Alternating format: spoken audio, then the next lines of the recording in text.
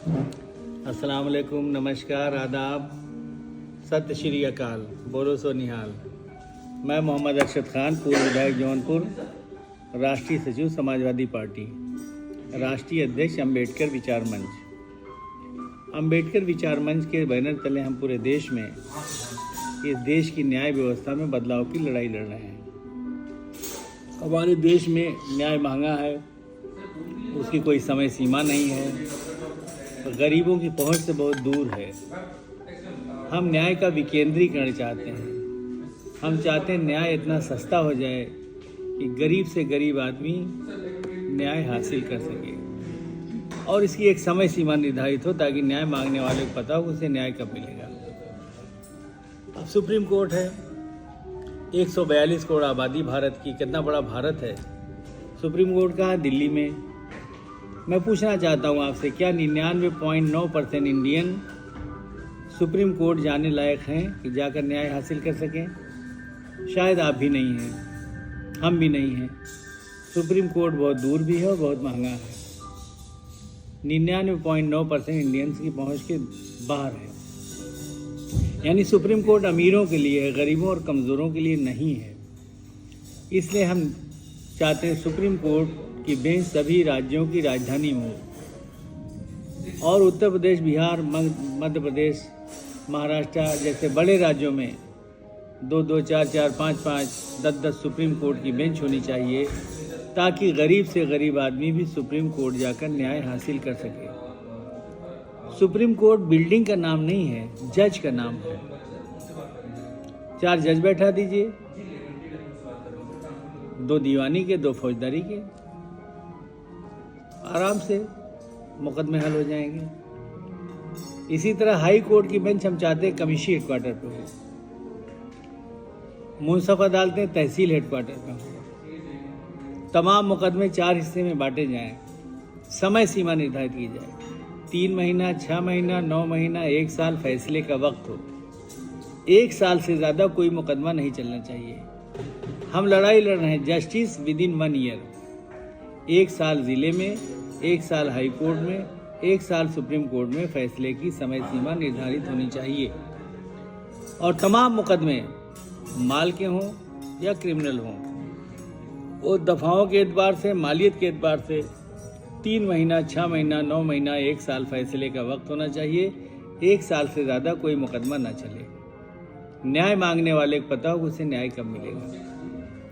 इसी तरह हमारे देश के हाई कोर्टों में, सुप्रीम कोर्ट में एक ड्रामा होता है कि हाई कोर्ट के जजों के यहाँ 200-250 मुकदमे एक दिन में लग जाते हैं, लिस्टेड होते हैं। सुप्रीम कोर्ट में 100-150 लिस्टेड होते हैं।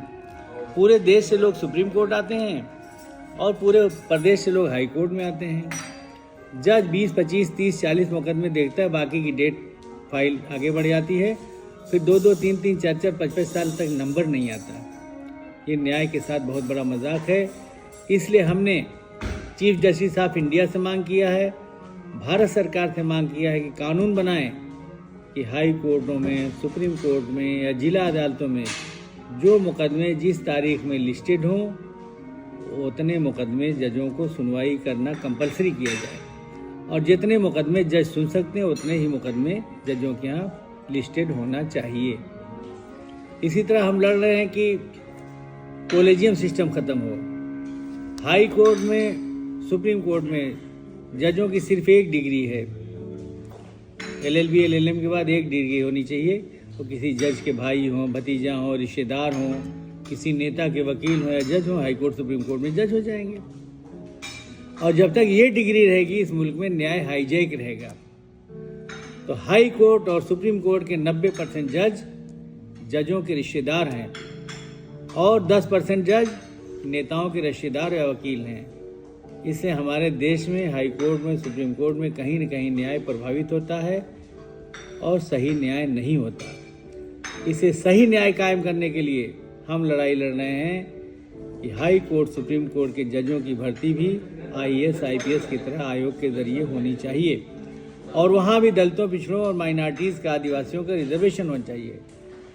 दलित और आदिवासी समाज की आबादी 30% ज़्यादा है, लेकिन देश के हाई कोर्टों में, सुप्रीम कोर्ट में 2% भी दलित और आदिवासी समाज के जज नहीं हैं। हम चाहते हैं कि 21% दलित और आदिवासी समाज के लिए भी हाई कोर्टों में, सुप्रीम कोर्ट में आरक्षण दिया जाए। इसी तरह बैकवर्ड की आबादी 52% है, लेकिन हाई कोर्टों में, सुप्रीम कोर्ट में 2% भी बैकवर्ड के जज नहीं हैं।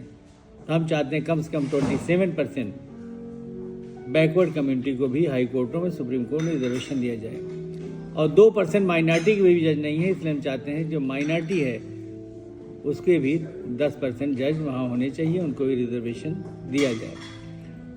और एक लड़ाई और हम लड़ रहे हैं कि तहसीलदार, एसडीएम, डीएम और कमिश्नर ये डायरेक्ट शासन के अधीन होते हैं, इनके न्याय प्रभावित होते हैं, इसलिए इनको प्रशासनिक पावर दिया जाए, इनका जुडिशरी का पावर ख़त्म किया जाए। जो अदालती पावर इनके पास है, तहसीलदार के पास, एसडीएम के पास, डीएम और कमिश्नर के पास, ये ख़त्म किया जाए।